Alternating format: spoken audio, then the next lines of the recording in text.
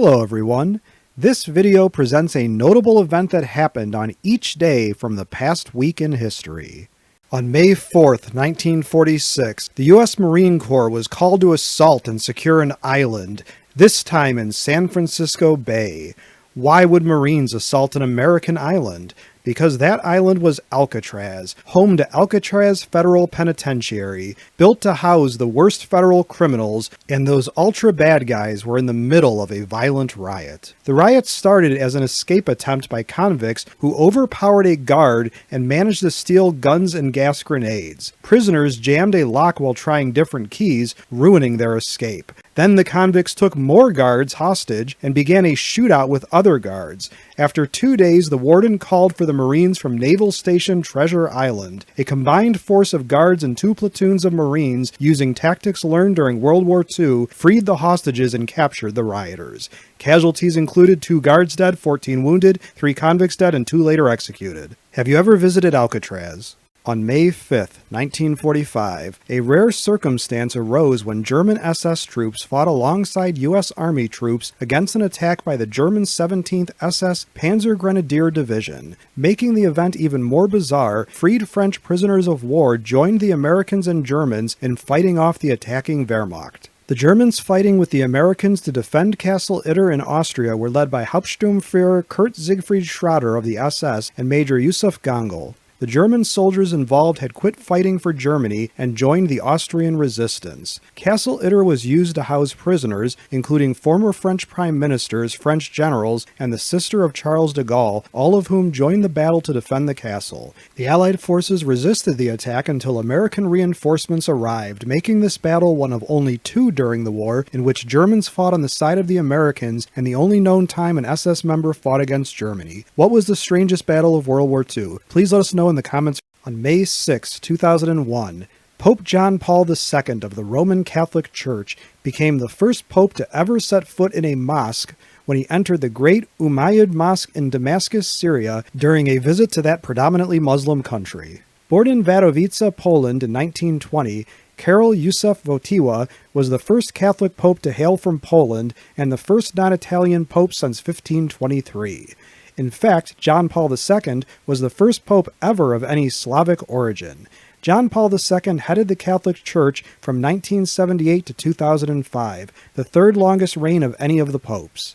While many popes, especially in the early years of the Church, were murdered or died violently, John Paul II is the only one that was shot when in 1981 an assassin pumped 4 bullets at the pontiff, wounding him twice but not fatally. As a question for my students and subscribers, do you have a favorite pope? Please let us know in the comments.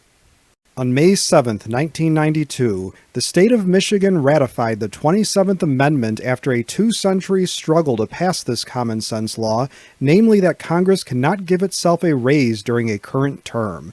Laws are by nature political, and therefore differences of opinion about what is a good law generates fierce debate. But we offer some ideas for laws that some may think are good, and invite you to nominate your own ideas. Should there be term limits for elected officials, especially in Congress, and also for the Supreme Court and federal courts? Should there be mandatory ethical standards for federal judges and Supreme Court justices? Should the President of the U.S. be required to have served honorably in the U.S. military in order to qualify as Commander-in-Chief? Finally, since we have a minimum age to be president, should we also have a maximum age? If so, what should that be? As a question for my students and subscribers, what new law would you propose? Please let us know in the comment section for this video.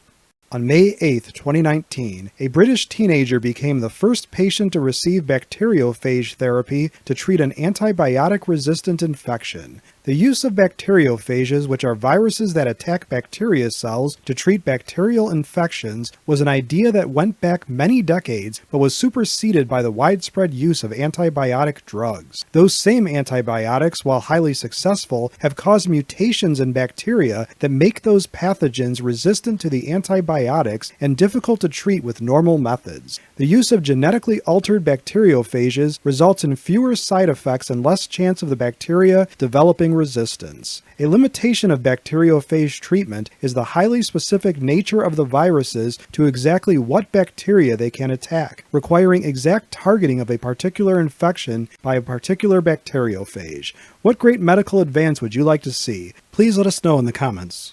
On May 9, 1941, German submarine U-110 was forced to the surface by a British corvette and a destroyer that were escorting a convoy attacked by the sub.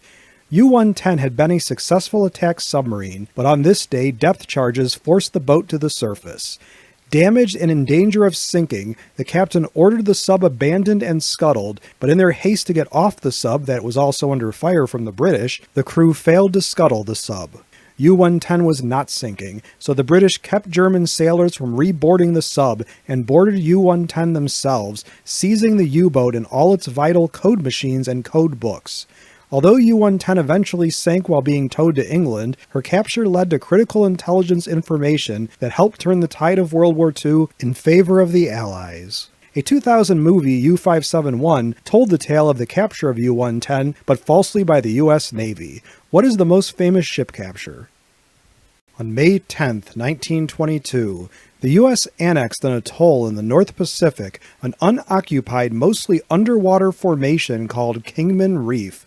Between Hawaii and Samoa, the 7.4-acre reef is known as the Kingman Reef National Wildlife Refuge, administered by the U.S. Fish and Wildlife Service. Other than the 50 states and Puerto Rico, the U.S. owns many territories, mostly islands in both the Atlantic and the Pacific Oceans. Some of these include the U.S. Virgin Islands in the Caribbean, American Samoa, the Northern Mariana Islands, Guam, Palau, the Marshall Islands, and the Federated States of Micronesia in the Pacific. Other islands such as Midway and Wake evoke memories of World War II, and other small islands are owned by the U.S.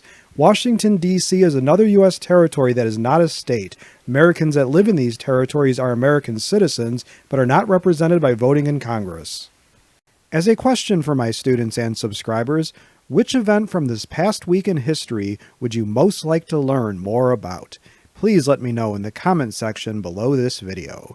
If you liked this video and would like to receive notification of new videos, please feel welcome to subscribe to History in Headlines and become one of our patrons. Your viewership is much appreciated. For image, audio, and other credits and attributions for components of the individual videos in this compilation, please see the descriptions of their respective videos, which are linked to in this video's description.